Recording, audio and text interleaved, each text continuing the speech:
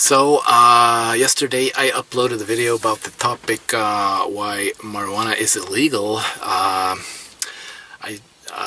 just want to do another video, a follow-up video, because I think I didn't reach out with my message. I think I didn't explain my view very well, so I'm doing a part 2 video of that topic. Yeah, so it was about this celebrity Joe Rogan is his name. He used to be a host of the Fear Factor show. I saw that. Back then he looked very healthy, fit.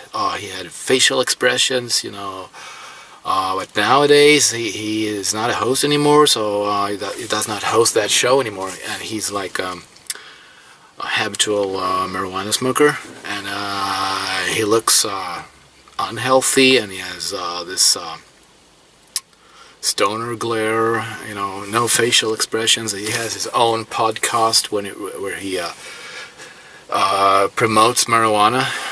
He interviews Cheech and Chong and these stoner personalities, stoner guests.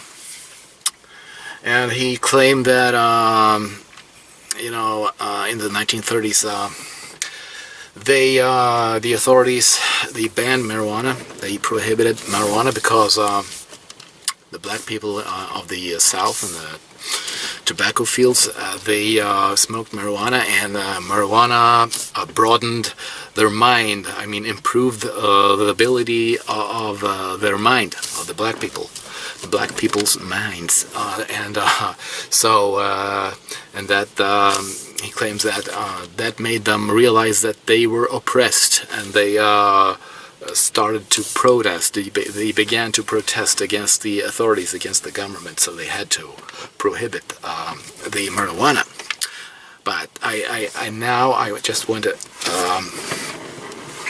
explain that I think it's the other way around. It's the opposite. The effects of recreational drugs and cannabis, the effects of cannabis is that it deadens the mind. It does not develop the mind.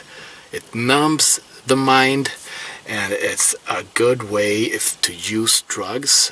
The authorities could use drugs to suppress the people, keep them calm. So they won't protest.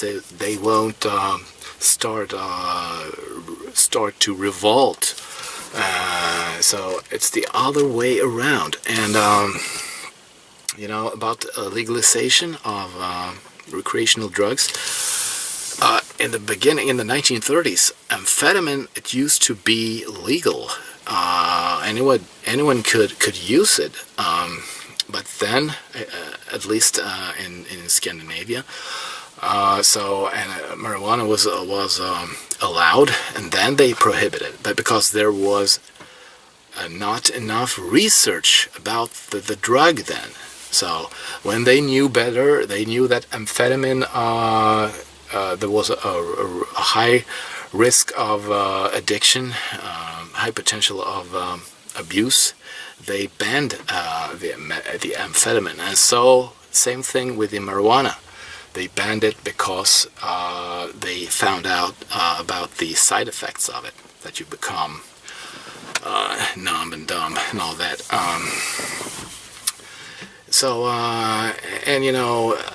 One other thing about the drugs, another very important argument is the gateway theory, that if you do the drugs, you do the cannabis, the lighter drugs, you get used to the high, and then when you like the high, you want to try other drugs, like the hard drugs, like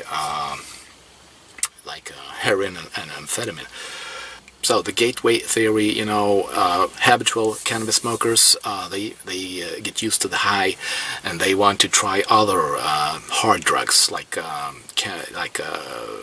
heroin and LSD, and that's true.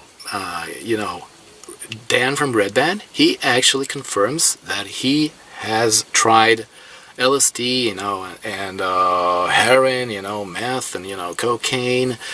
So, and you can see that. And he also showed, in his latest video, he has these rubber bands on his arm.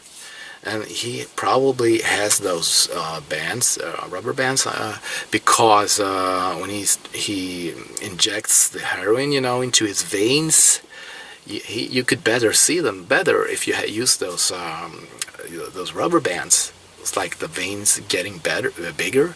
So to hit the vein right, he uses these bands. So he's probably not only smoking cannabis. He probably does other drugs, the hard drugs too. But he can't show it on his YouTube channel because it's illegal. So the gateway theory is correct. It proves, and Dan proves it. So have that in mind too. And I just want to add that Joe Rogan, he promotes marijuana because he came up with this idea about the black people. He's so in love with marijuana now, so he does not realize that it's prohibited because of the medical reasons. So he has to come up with these ideas, these conspiracy theories that it's illegal because of economical reasons. Lobbyists they want to prohibit marijuana, so it will not compete with the beer. So these ridiculous conspiracy theories of Joe Rogan, and also. I just want to add that now it's a big deal now. It's an issue that in America, and this movement, the pro-marijuana, pro-cannabis movement, they think it's a very important issue. Legalize marijuana. But look at America now. Look at what's going on there. I can read about it in the newspapers and on the internet. They have crime sprees, and they have unemployment, and these people, murderers on the streets, they kill people and nobody cares. So the police doesn't even care to investigate, especially in these urban decay and Rust Belt cities where there are no jobs to find. America used to be the land of the free, the land of the possibilities.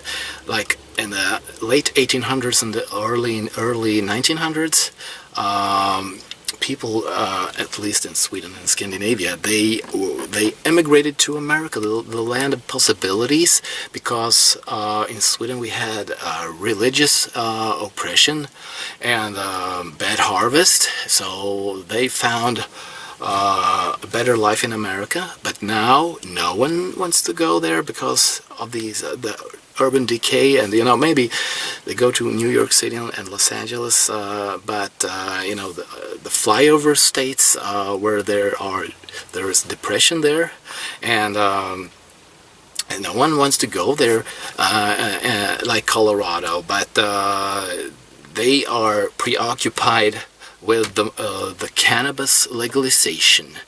So they focus on the legalization of cannabis when they have to think about what's going on in society with this unemployment and the crime and the urban decay, and you see the immigrants coming to America now, they come from Mexico and these other poor countries. Like America used to be a developed country, now it has become a developing country.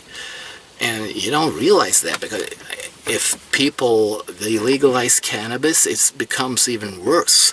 So they sit and get high, and the population, the people of these in the Midwest, where the urban decay is, they get high, so they don't have to